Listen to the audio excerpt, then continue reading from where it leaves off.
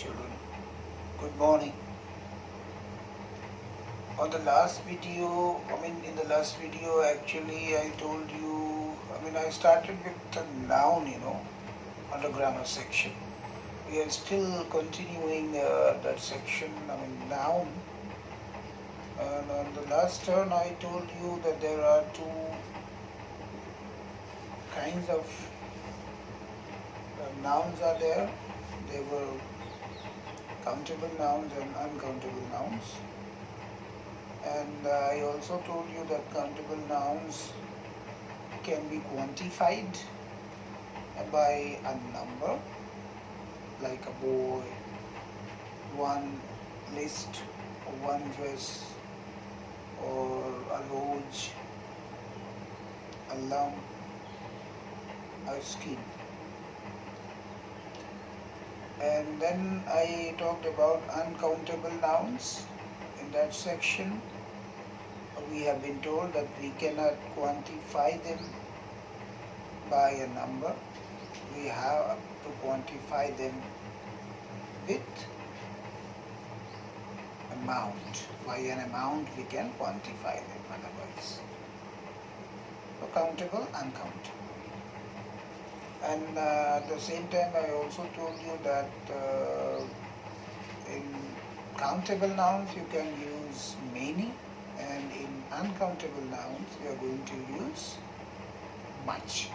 So always remember that when it is of countable noun, use many, and when it is of uncountable noun, then use much. So these are two important things that you have to keep in your mind, right? Now let's move on further. Then I gave you some activities also on yesterday's online test that I conducted, and there I have tested you regarding your understanding of noun. So that was simply a reminder for you.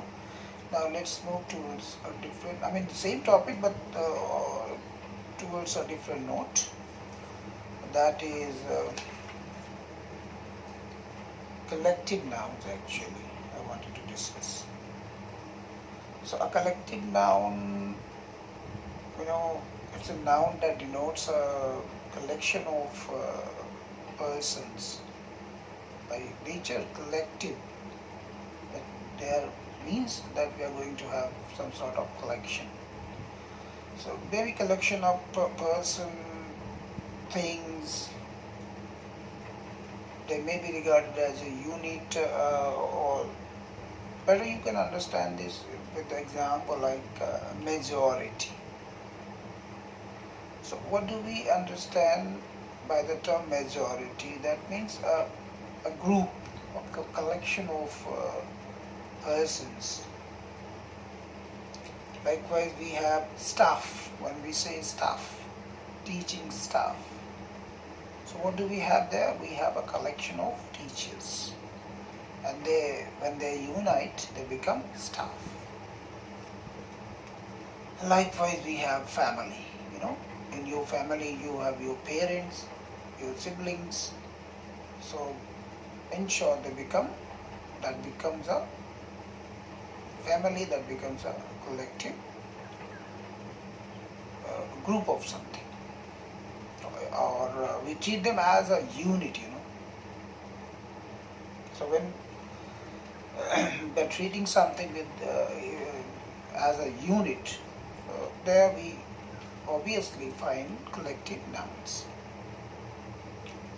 Now these are very important because most of the time in the vocabulary section you can have certain questions that are based on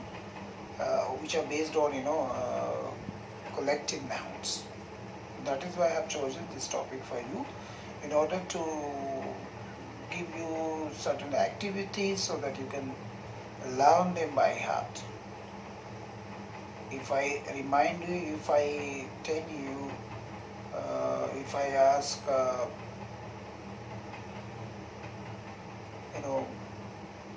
a group of something, like a group of, when we have so many bees, So what do we call it? So there you say that it's a, are you going to say it's a group of bees, or it's a school of bees, or it's a bunch of bees? What do we say? This is what we have to learn. And there are so many other collective nouns are there that you have to learn at the same time. So for that I'll give you an activity after this video through WhatsApp, so that you can do them in copy, and in a separate copy that I told you in the beginning that there are two copies, one for supplementary and text, and the other copy will be there for online classes as well as remedial. So in that copy you can continue whatever that is being assigned to you through my videos. It's not merely a video that you have to play and then just make it off. There are certain assignments which are being given regularly. So when you will come back, I'll show you the clippings of these videos, and where I'll point out that this was the assignment that I gave you on that day. So this way you can do that. So please just try to go through with the videos quite carefully, so that you can at least understand what is given as an assignment there in that video. So let's understand one or two examples of collective nouns, and after that I'll give you the activity in WhatsApp. I'll post it in that group, and there you can note down. From there you can note down it in your copy. So like we have a school of whales, or a swarm of bees, a pack of wolves, a bunch of keys, or a bunch of flowers, a bouquet of flowers, and a gang of robbers, a gang of thieves. So this you have to remember. So what do we get at?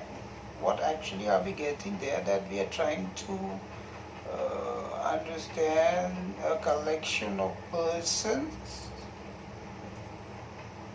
For example, thieves, or things. For example, keys, a bunch of keys, or a bouquet of flowers. So there we are trying to learn them as a unit. This is what I wanted to make you learn today. That whenever you go through with these phrases anywhere in your text or supplementary, so there at least you can identify that these are collective nouns, examples of collective nouns, whenever you see them.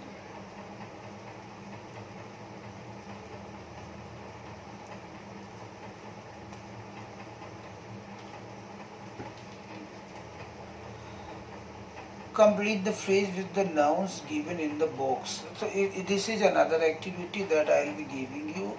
With that activity, and there you can do this as per your understanding. Try to find them out through your mobile, the gadgets that you people are having. From there you can find it out, or through books. Try and find them out and list out them in your copy, as far as collective nouns are concerned. So whenever if somebody asks collective noun, what is a collective noun, they can reply that it denotes collection of persons or things as a unit. When we say a bunch of keys, that doesn't mean that we are talking about different keys. We are talking about a unit. That unit comprises of keys, number of keys, several keys, many keys. Because keys are countable, so there we are using many. We cannot say much keys. So that was collective noun, and later right now I'll pick abstract nouns. Collective noun and now abstract nouns. Unlike nouns that talk about concrete objects like trees, cups, or men and dogs. Some nouns express quality. Qualities, actions or states that we can understand or that we can perceive in our minds. They are known as abstract nouns. They are considered as abstract nouns. They have no physical actually or material existence. You cannot touch them. If I say that this boy is a good boy, I'm not able to feel that part. I can touch the boy, I can point out the boy, but I cannot point out goodness in him, because that is a quality. So that is why it is said that these qualities which are being mentioned in the abstract nouns, they are not physical. They are not in form of materials. They do not exist physically or in shape. They do not have shapes. So they are known as abstract nouns. I repeat, certain qualities, certain actions or states that we understand in our mind, in our soul, in our understanding, in our perception, that we perceive, but we are not able to touch them, we are not able to figure out them or draw. We can simply feel, we can simply realize them, abstract nouns. Better you try to understand with example. At least you know the examples, and with the help of examples you can understand that these are collective nouns and these are abstract nouns and these are countables and these are uncountables. By this way, at least there must be some sort of ready-made understanding should be there in your mind. So, for example, we have bravery, we have kindness, we have beauty, we have command, we have appearance, happiness, wisdom, hunger. I cannot show my hunger. Whether I'm hungry or not, I cannot show it. I can feel it. If you're hungry, you can feel it that you're hungry. You cannot take it out from your body that, look, I'm hungry. This is my hunger. So, abstract. After that, like a noise, like a meeting. Yes, one thing is important, that an abstract noun can be, either countable noun or an uncountable noun, both. And certain nouns, that refer to events, depending upon events, they are actually known as countable nouns. Those abstract nouns are considered as countable abstract nouns. In that section we can give the example of a meeting, a noise, some sort of abstractness is there. And then they can be formed in three groups. Abstract nouns can be formed in three groups. So today I will be taking only this much. Before I wind up, let me tell you the three ways by which we can elaborate abstract nouns. They are common noun, adjectives and verbs. From common nouns, from adjectives, from words. This way we can understand the abstract nouns. Details I will be taking up tomorrow. Thank you.